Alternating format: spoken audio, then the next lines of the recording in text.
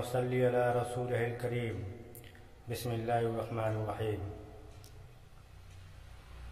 एक औरत एक मौलवी साहब के पास आई, कहने लगी, मौलवी साहब, मेरा बेटा मेरी बात नहीं सुनता, न तो वो मेरी बात सुनता है और न ही अपने बाप की बात सुनता है।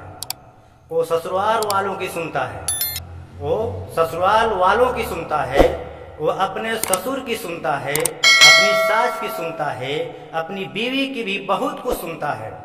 लेकिन अफसोस हमारा बेटा हमारी बात नहीं सुनता है। मौलवी साहब, मुझे लगता है मेरे बेटे के ऊपर ससुराल वालों ने कोई तावीज कर दिए हैं, कोई जादू कर दिया है, टोना कर दिया है, टोना कर रखा है।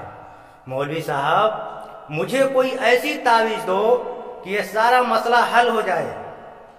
पहले तो मौलवी साहब उस खातून की बात सुनता रहा, कहानी सुनता रहा, फरियादें सुनता रहा। सारी दास्तान सुनने के बाद मौलवी साहब ने कहा, बहन जी, बीवी जी, मेरे पास कुछ सवालात हैं, उसका जवाबात दीजिएगा। मौलवी साहब ने कहा, बीवी जी, तेरे बेटे के कमरे के अंदर जो बेड पड़ा हुआ है वो किसका है? खातून ने कहा, मौलवी साहब, वो मेरी बहू का है जो जहेज में लाई थी। अच्छा, बेड के ऊपर जो बिस्तर पड़ा है वो किसका है? जिस बिस्तर पे तेरा नौजवान बेटा सोता है, तेरा नौजवान बेटा आराम करता है, वो किसका है? जिस बिस्तर पे तेरा नौजवान बेटा सोता है वो बिस्तर किसका है? बीवी जी ने कहा, मौलवी साहब, वो भी ससुराल वालों ने ही दिया है, मेरी बहू जहेज में लेकर आई थी। अच्छा, जो तेरे बेड के कमरे में अलमारी है, जो तेरे बेटे के कमरे में अलमारी है, जिस शीशे के सामने तेरा बेटा अपना बाल संवारता है, वो शीशा किसका है? वो अलमारी किसका है? कहा, मौलवी साहब, वो मेरी बहू ने जहेज में लाई है। अच्छा, जिस कंघा से तेरा बेटा बाल संवारता है वो किसका है? खातून ने कहा, मौलवी साहब, कंघा भी ससुराल वालों ने दिया है। अच्छा, जिस गिलास में तेरा नौजवान बेटा पानी पीता है, पानी डालकर पीता है, वो गिलास किसका है? वो गिलास किसने दिया था? कहा, वो भी मेरी बहू जहेज में लेकर आई थी, वह ससुराल वालों ने ही दिया था, वह ससुराल वालों ने ही दिया था। अच्छा, जिस कप में तेरा नौजवान बेटा चाय पीता है वो कप किसका है? जिस कप में तेरा नौजवान बेटा चाय पीता है वो किसका है? वो किसने दिया था? मौलवी साहब, वो कप भी ससुराल वालों ने ही दिया था।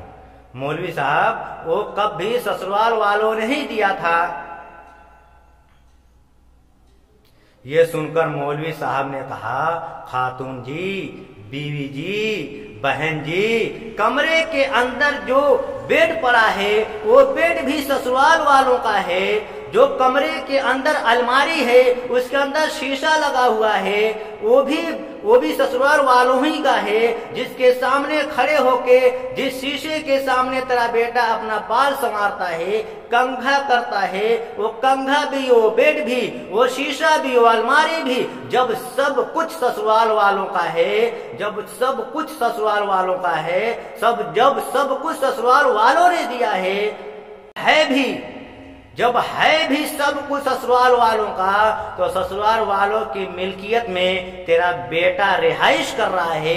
अब अगर तेरा नौजवान बेटा ससुराल वालों का मानता भी है, इसका मतलब वो नमक हलाली करता है, वो नमक हरामी नहीं करता है।